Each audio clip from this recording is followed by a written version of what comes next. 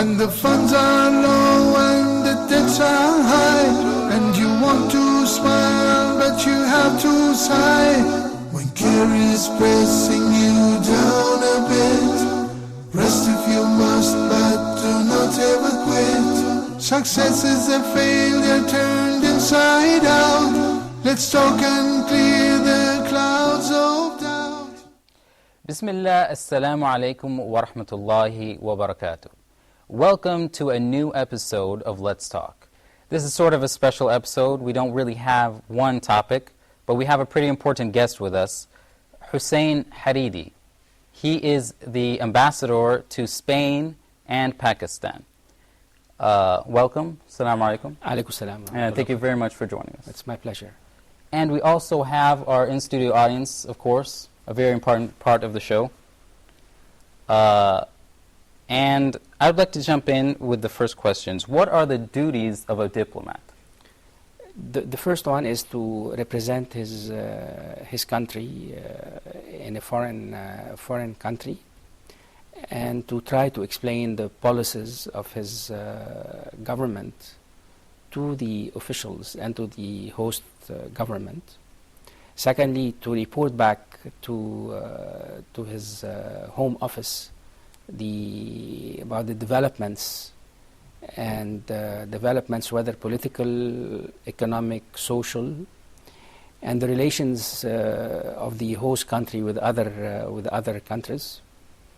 And thirdly, to try to project a positive image of his country, and fourthly, to try to build bridges of understanding with the people, with the media, with the civil society of the host country. So, how did you get your start? This sounds like a very challenging job, and it probably needs a lot of experience. How did you get your start? Well, I sat for the exam. I was in the army. I was an officer in the Egyptian army from 1972 to 1976. And during this period, I sat for the exam, the entrance exam of the Foreign Ministry. I failed in the first attempt because we were very busy at the army at the time, so I didn't have enough time to study. And I sat for a second time in 1975. And fortunately, I passed the second exam, the second test, and I started my diplomatic career in Washington, working in our embassy in Washington from 1979 to 1983, and then of course I went from Washington to Kuwait and then to Paris, and I was appointed ambassador to Spain and then to Pakistan. So it was a long journey, and you had to work hard at it. So, I mean, what are some of the things you learned when you were just starting out? What are some of the things that you learned that help you get the job done now? Well, I was lucky enough to start my diplomatic career in Washington, and I worked with one of the great Egyptian ambassadors to the United States. And I learned a lot from him. I was the most junior diplomat at the embassy at the time, and I guess he made the point of showing me the way. Yeah. And I used to accompany him in his interviews with the high officials in the American administration of the time. Namely the Carter administration and the Reagan administration. So I learned a lot from working with the ambassador, Dr. Ashraf Gurbal, and similarly I learned a lot from my senior officers at the time working at the embassy. It was a large embassy, and we were 10 diplomats. I was the junior one, the most junior diplomat at the embassy. But I worked a lot. For the first 2 years of my assignment to Washington, I remember that I used to report to work around 9 o'clock in the morning Oh, wow. And I went home on average at 1 o'clock in the morning of the following day. So it takes a lot of commitment. Definitely. I used to work more than 16 hours or 15 hours a day. So your advice to youth who want to become diplomats, you said you attached yourself to your boss basically, and you learned from him as a mentor basically. Definitely. But do you mean after they joined the Foreign Service or before they joined the Foreign Service? Oh no! When you joined the Foreign Services, I mean, you started out very small and you attained the position of an ambassador. So I'm just asking, what is your advice for youth who want to become once they join the Foreign Service, or before joining the Foreign Service? If they decide to work in diplomacy, for example. Well, they have, of course. What do they have to do? What kind of are there any educational requirements? What do they have to study in school? Is there something they have to some specific things? Well, of course, for those who study humanities, I guess they are well placed to sit for the Foreign Service exams. But I believe that the Foreign Service tests are open to all university graduates, whether they have a BA in humanities, in social sciences, or in physical sciences and mathematics. So, but I believe those who study political science, economics, international relations, sociology, they are better placed, international relations, they are better placed to sit for this exam. But this should not be seen as an obstacle to those who have other degrees. This is the first thing. And the second thing is that they should be well read, in the sense that they should follow the developments in their own country and in the world at large. Thirdly, they should read newspapers.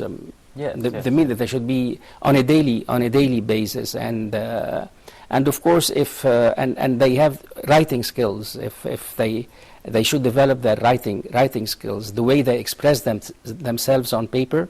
This is very important.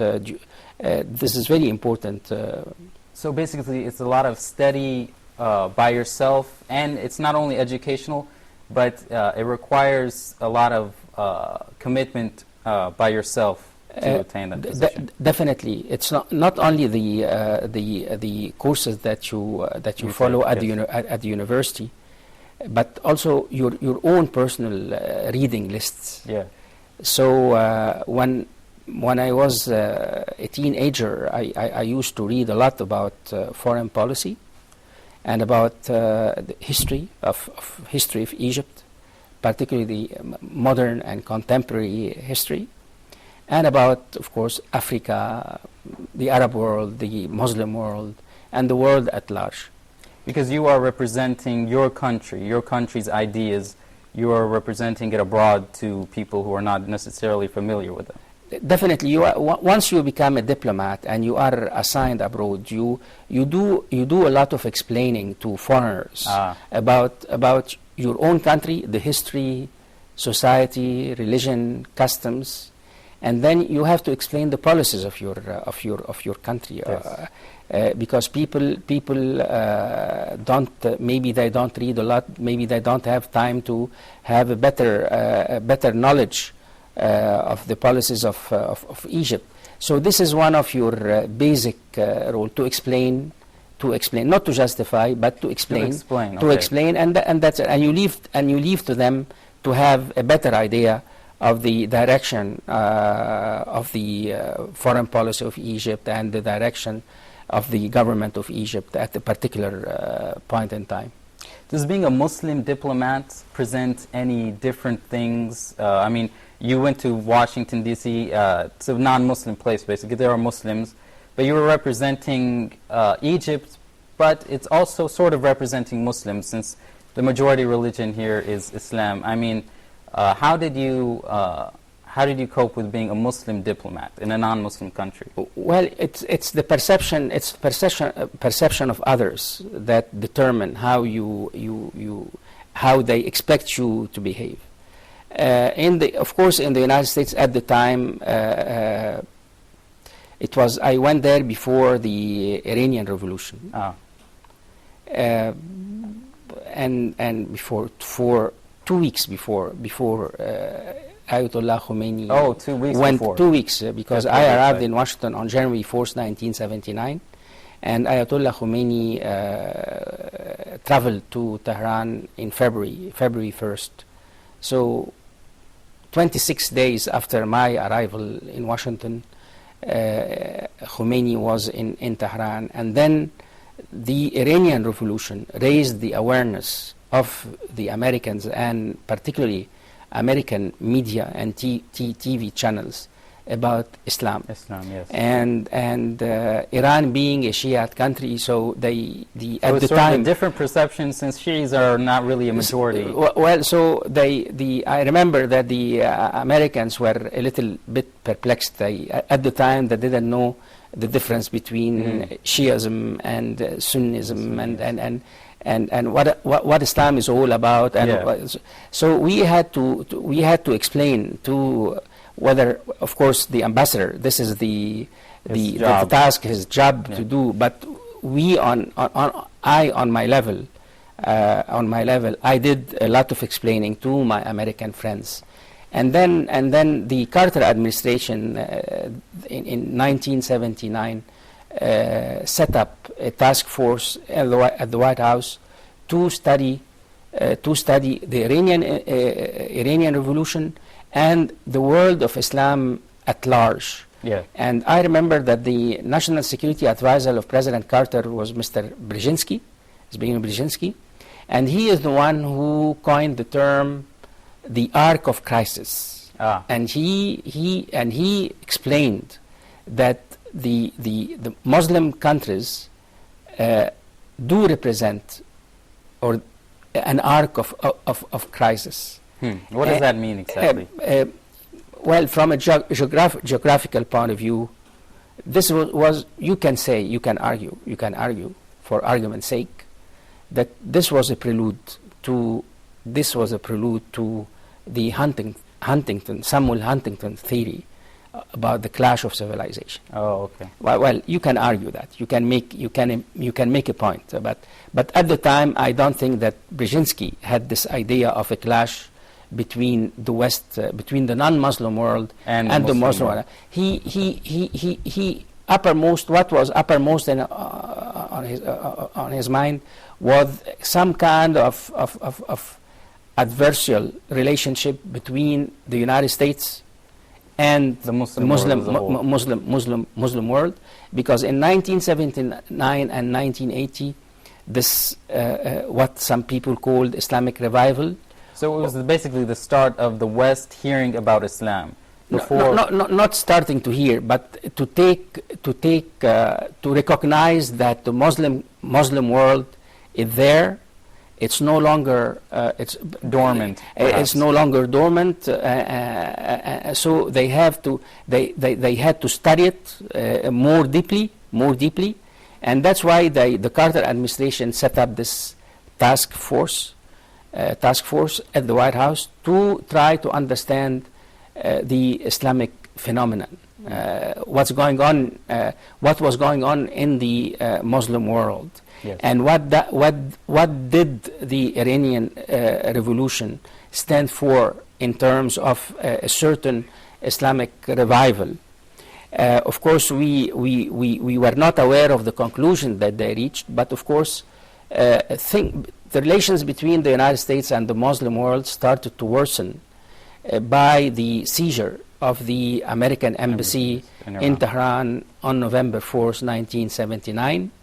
And the failure of the American raid in April 1980 to rescue American diplomats in Tehran, and this failure was probably the reason why former President Carter lost the White House to President Ronald Reagan. So as we can see from all of this, I mean, in history, starting with the Iranian Revolution, the West tends to see what's going on in the Muslim world.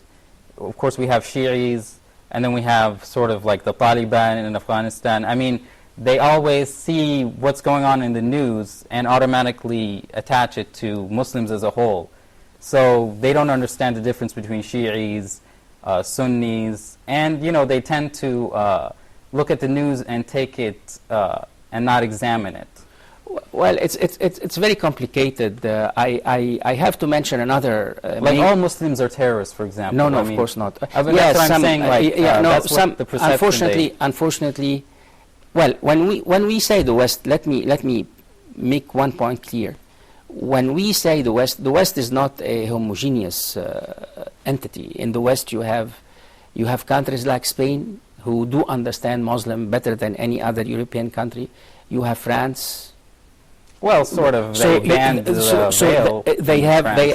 There are variations as to how Western countries and Western public opinion do understand Islam and do approach problems with the Muslim world.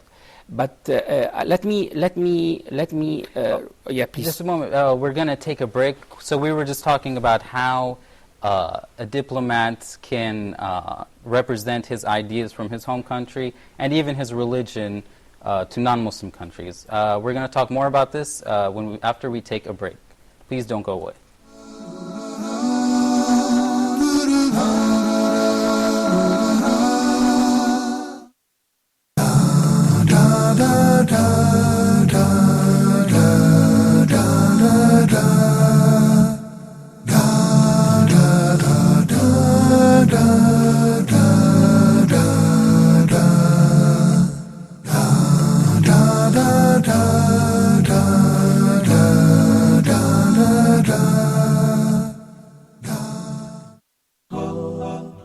Huda TV strives to bring you, our viewers, the best in Islamic programming. Please send your comments and suggestions to feedback@huda.tv.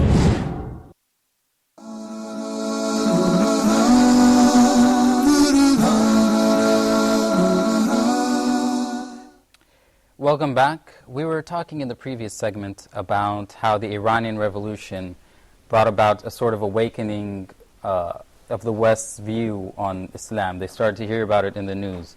So what is the second development in this? Well, the second development happened at the end of the same year, 1979, when the former Soviet Union invaded Afghanistan on December 27th, 1979. And then, so that was an upheaval, because from an American point of view and a NATO point of view, that represented a very serious threat to the Gulf region, and the oil, because of the oil and the Strait of Hormuz.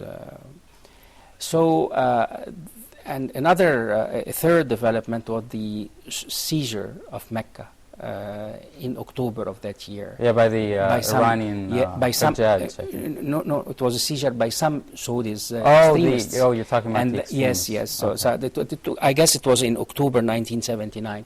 So 1979, as a matter of fact, from a personal point of view, was a turning point in relations between the West, particularly the United States, and the Muslim world. And of course, and then of course with the developments of the Iranian Revolution and relations between the United States and Iran getting worse by the day, and then the presence of the Soviet troops in Afghanistan. So the West felt threatened by these developments, but the Americans and the West, with some of their Arab supporters, waged what was called at the time jihad in Afghanistan against the Soviets. The Soviet Union. And so this is the background of... So what were you personally doing during this time? Did all of these activities bring about a lot of personal stress on you? Was it leading I mean, were you interested in these, and how did you deal with them personally? Well, I was a junior diplomat at the embassy, so I was doing my part of the job. But I've learned a lot on the personal level about relations between the United States and the Muslim world. So I'm in a better position today to understand many American policies towards the origins of American policies towards the world of Islam, toward Islam as a religion, toward Muslims, toward Muslim countries. So I guess I was fortunate to work in Washington during these formative years. Do you see any improvement in the way the West perceives Islam nowadays in the Muslim world? No, unfortunately not. Unfortunately not. And I'm not going to lay blame with anyone, but I guess both the West and the Muslims should work more to foster a better understanding of our religion. But having said that, I have to admit that some policies adopted by Western countries do not help in bringing about such a development. So what do you think is the future for Muslims and Muslim nations across the world? Well, the first thing, they have to meet certain preconditions. I guess we have to become democracies. Democracy. Yeah, definitely. Are you sure that is the ultimate goal, democracy? Well, there is a very wrong perception in the West and throughout the world that Islam and democracy do not coexist. And this is not true. This is not true. If you go back to the early days of Islam, you will find out that it was some kind of a democracy. It was you can see. I think the Shura is Islamic the Shura concept. is democracy is the modern day equivalent of a Shura. Yeah. The Shura was feasible at the time because the numbers of Muslims was the number of Muslims was quite small. I mean, at the time. In Mecca, Muslims wouldn't be more than 200 or 300 Muslims. So it was easy to organize Shura. But in today's world, I believe that the best way to exercise Shura is modern day democracy. If you take a country like Egypt, for instance, if the people would elect the local councils, if the people would elect the governor council, if the people would elect the national assemblies, so this is modern day Shura. Yes. So you are involving the people in taking the decisions that concern their daily lives. So I guess that first of all that the Muslim world must become democratic. Second thing is that we in the Muslim world should respect human rights. The third precondition or the third condition is that we must respect the rights of minorities. In other words, the rights of non-Muslims. Yeah. Exactly like Prophet Muhammad, may peace be upon him, did with the Christians, with the Jews, and with the non-believers. I would like to stress that even with the non-believers, Prophet Muhammad respected them. And in Quran, there is a surah in which it said, you have your religion. He, of course, talking about the non-believers. You have your religion. You have your religion, and I have mine. Yes. So this is an acknowledgement on the part of Islam, on the part of the Prophet, that he respects the right of others. The rights, yes. Not to believe. So I wish that we in the Muslim world would adopt the same position vis-a-vis those who don't share our religion, Islam. We have to respect non-Muslims, and that's the bottom line, and there are no ifs or buts. So would you say this is sort of the policy of the Prophet? Definitely. Is there guidelines for? This is the, Prophet Muhammad, may peace be upon him, adopted persuasion as a method to attract the non-believers to Islam. He never adopted the use of force to compel others to become Muslims. And I remember in one of the battles, one of his companions killed a non-believer who just said at the time, "There is no God but God." So the Prophet Muhammad asked his companion, "Why did you kill him?" He said, "Al-Shahada." He said, because he did not mean it. So Prophet Muhammad told him, "Did you enter into his heart to know whether he meant it or not?" Yes. He said it, and that's it. So I guess we can learn a lot from the way Prophet Muhammad, may peace be upon him, with the non-believers and with the non-Muslims, particularly Christians and Jews. And I hope the younger generations of today in the Muslim world, young Muslims, would read a lot about the early days of Islam. Yes. and how Islam spread in the world. Islam spread in the world by the force of example, and particularly in Asia. The traders, Muslim traders, when they traveled in Asian lands at the time, in order to sell their ware, impressed others by their honesty, their character, by their character, by their honesty, and by their they love peace and tranquility. And you can tell this. You can tell it on somebody's face when they have tranquility, when they have peace Definitely. of mind. So that's why one of the basic reasons why Islam reached Asian lands, by the power of persuasion and the power of example.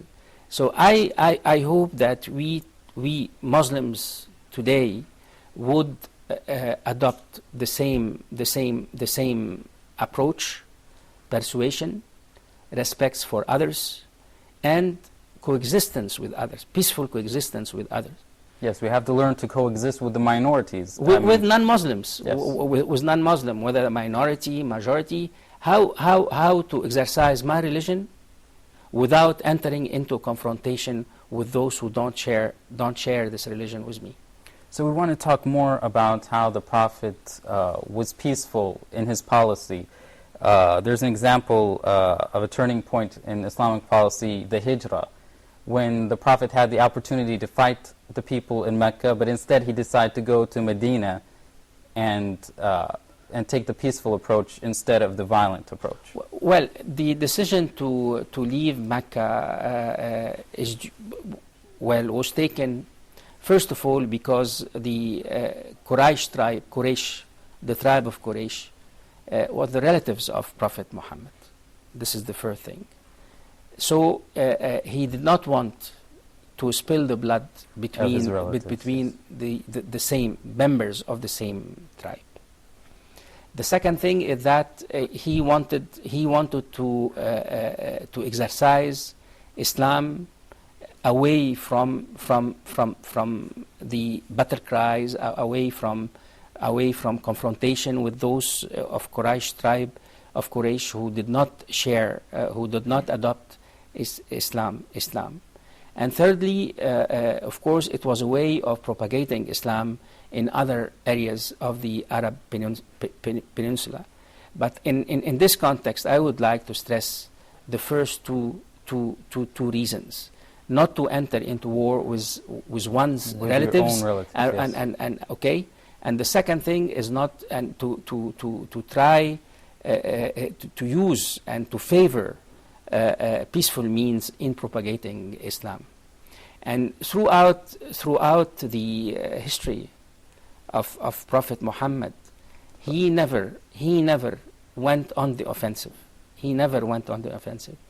All his battles were defensive in nature. And this is something that I would like to stress and underline today. And he never asked anyone to kill non-Muslims at all.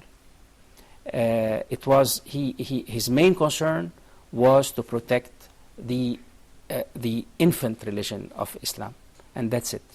If no one threatened this religion, he would never touch them.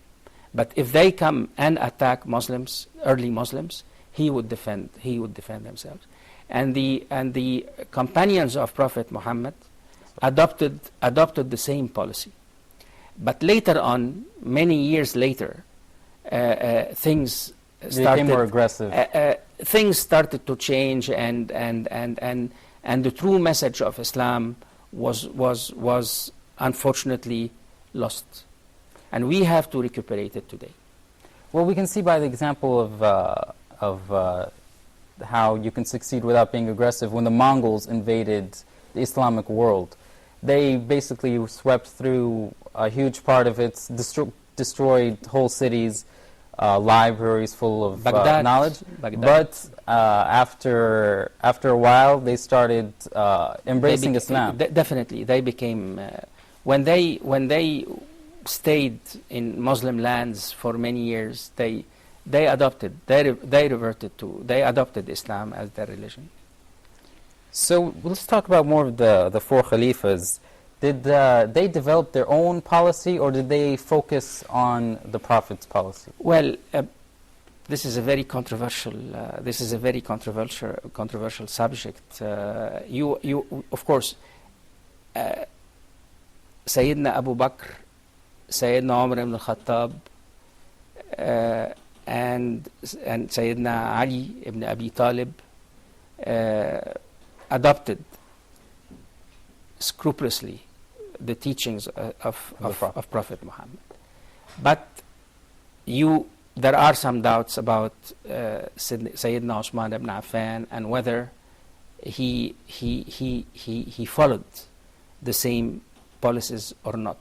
But what I can say for sure is that there was a basic difference between the way Sayyidina Umar ibn al-Khattab ruled and the methods and the policies adopted by Sayyidina Osman ibn Affan. And of course, there are many books written about this. And you know that in Islam there is what we call the Great Sedition in Islam. And the Great Sedition, according to some scholars, well-learned scholars, is attributed to the rule of Sayyidina Osman ibn Affan. Because at the time, the aristocracy, the Quraysh aristocracy, became the dominant voice in determining the course of Islam. So, but I don't want to enter into this. But let me say this: the three caliphs that I mentioned scrupulously followed the teachings. They're the four rightly guided Khalifas. Well, of course, they are four, definitely. But when we speak about rule, we are not speaking about laws or bylaws or regulations. You speak also about the spirit of the implementation of the thing. So the spirit was different. That's what I can say on a personal level. Well, that's all the time we have during this segment. We were just talking about how going back to the Prophet's peaceful way towards policy is the best thing for Muslims now. We're going to go to a short break. Please stay with us.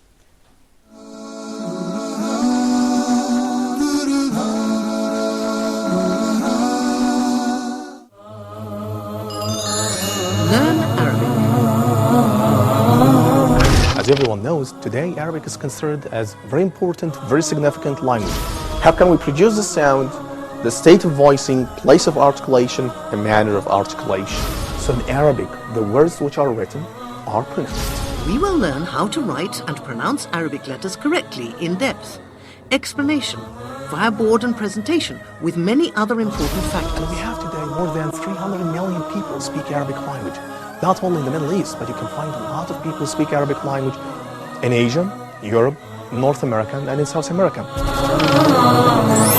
What are you waiting for? Grab your notebook and pencil and stay tuned for Learn Arabic at Huda TV.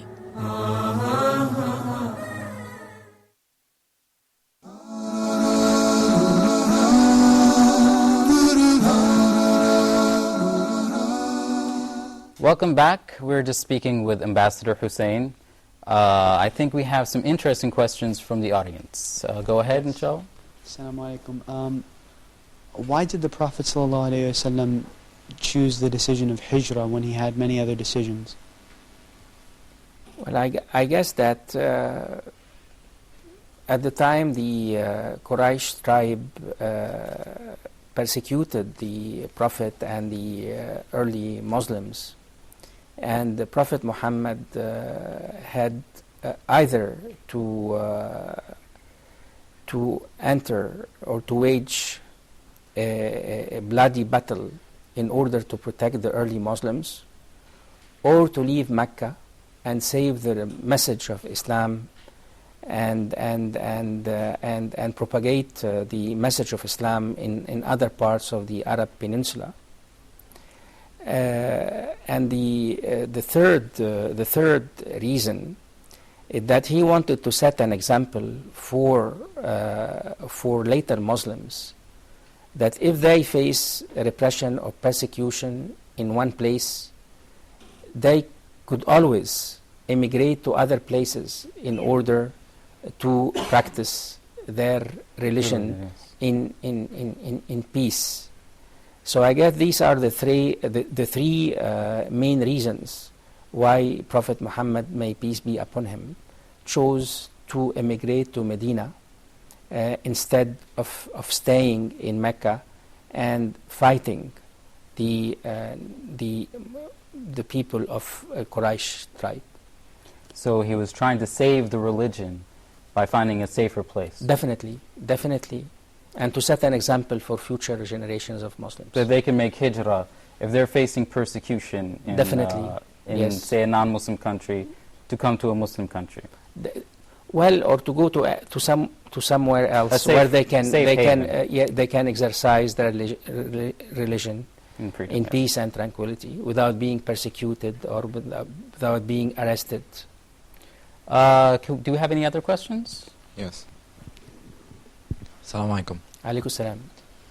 If I wanted to be a Muslim leader, political leader, what would be your advice to me so I could be successful in leading the country?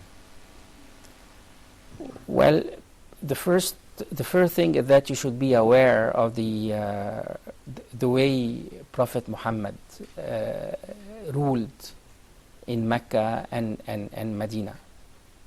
The basic tenets of his policies was dealing with Muslims,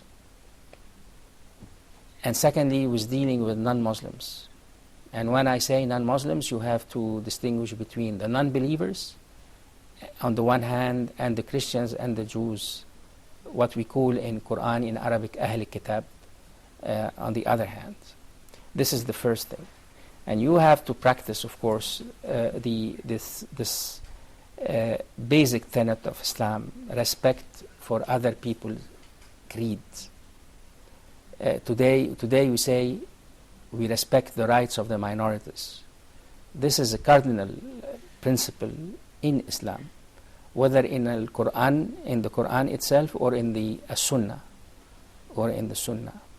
Thirdly, justice and fairness in dealing with Muslims and with others.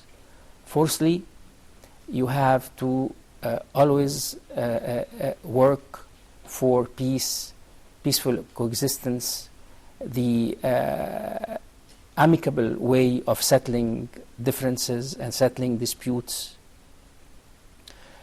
Fifthly, and this is something that we should bear in mind, respect for women. Prophet Muhammad had a high respect for women, and there was no in the way he dealt with them. I never felt any propensity to discriminate against women. On the contrary, men and women were the same as far as the Prophet Muhammad is concerned. And these rules were followed by the caliphs that came, the four caliphs that came after him. So these are the things that a modern day Muslim leader should adopt as guiding principles of his rule. Speaking about justice, after of course Prophet Muhammad comes first, and the second one in Islamic history who exemplifies justice and the spirit of justice was Sayyidina Umar ibn al-Khattab. And I'm sure you are aware of the fact that he a Bedouin, when he was the caliph, a Bedouin came by a tree, and he found out that the caliph of the Muslims was sleeping under this tree. He was sleeping under this tree without protection, without bodyguards, without anyone. So this Bedouin stood by the side of the caliph and said the following: "You ruled, and you ruled by justice, so you felt secure, and because you felt secure, you fell asleep without being protected by anyone. In other words, a just ruler, being just as a ruler, this is the best protection for the ruler." Because who would want to harm a just ruler? He's giving you your rights. He's giving you everything you need. Definitely. So this is the idea of justice in Islam. And if you were to ask my personal opinion, what's the basic message of Islam? I would say after believing in God and the messenger, Muhammad as a messenger, it's the idea and concept of justice. Not only to Muslims, but to humanity. To everybody. To everybody, Muslims and non-Muslims alike. So if you will ever become a ruler in your own country, never forget justice. Never forget justice. Because justice is the basis of a successful rule and successful government. And as we said, being peaceful, having a good personality, being peaceful is a very good form of da'wah. So being a leader, you're a leader of everybody, Christian, definitely, Jewish, whoever, Definitely.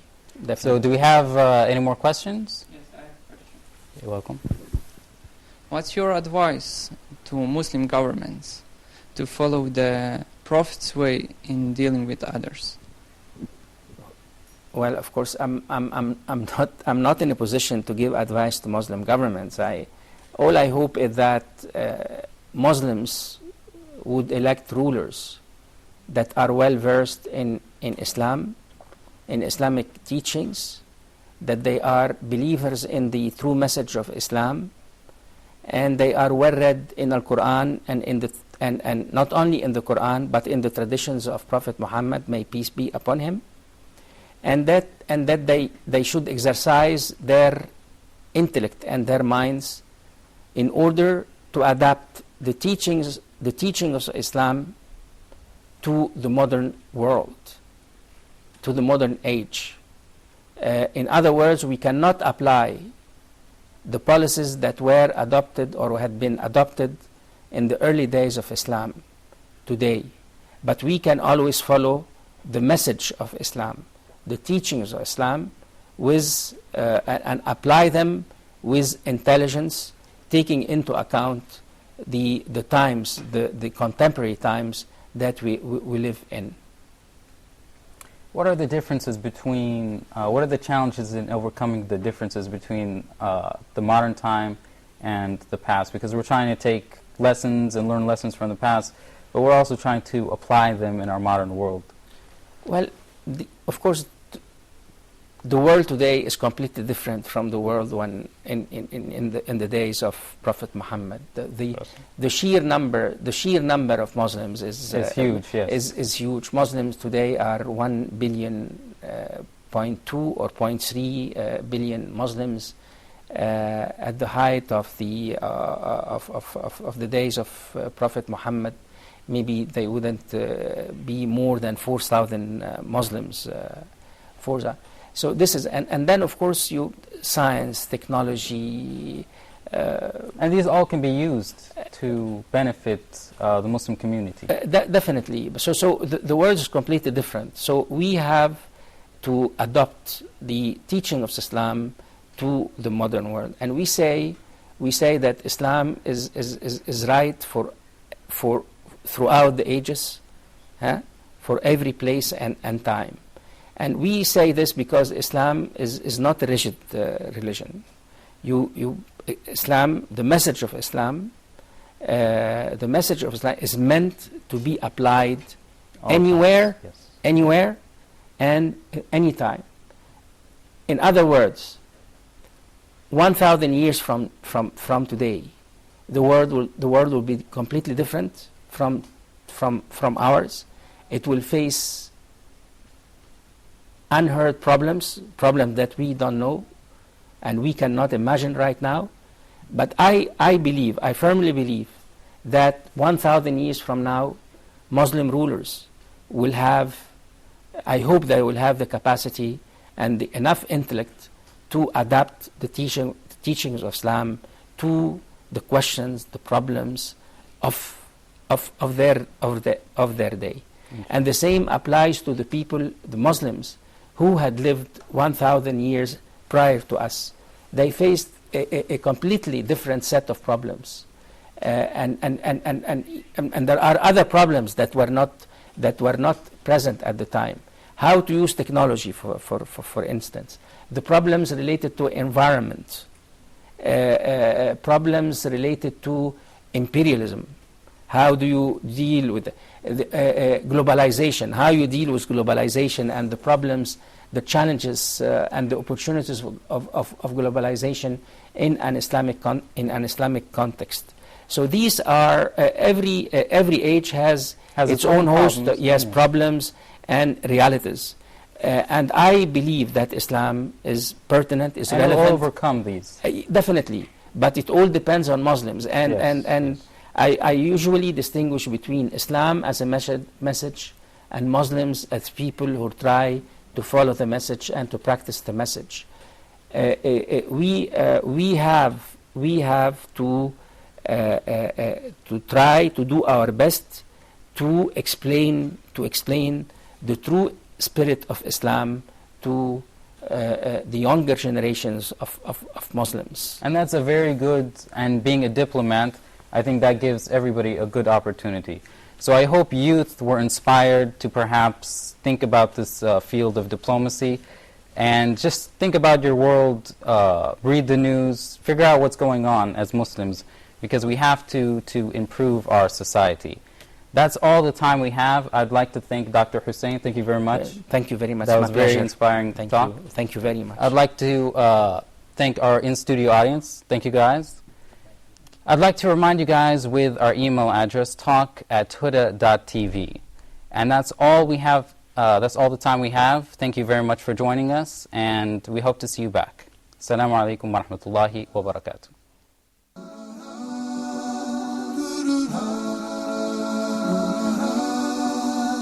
When things go wrong, as they sometimes will, when the road you're trudging seems all uphill, when things go wrong, as they sometimes will, when the road you're trudging seems all uphill, when the funds are low and the debts are high, and you want to smile but you have to sigh. When care is pressing you down a bit, rest if you must, but do not ever quit. Success is a failure turned inside out. Let's talk and clear the clouds of doubt. Success is a failure turned inside out.